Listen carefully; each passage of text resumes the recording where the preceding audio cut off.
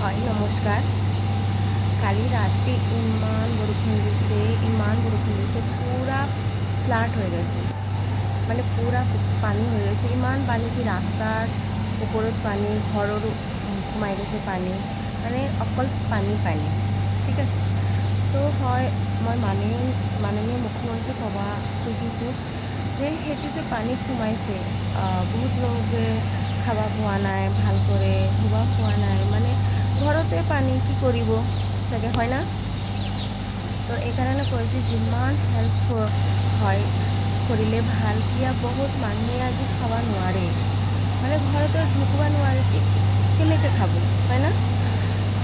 যে দুখীয়া মানুহ আছে, দুখীয়া মানুহতো আছেই, কিন্তু যাৰ ঘৰ আছে কিন্তু পানীটো সোমাই গৈছে, এতিয়া সি কি কৰিব?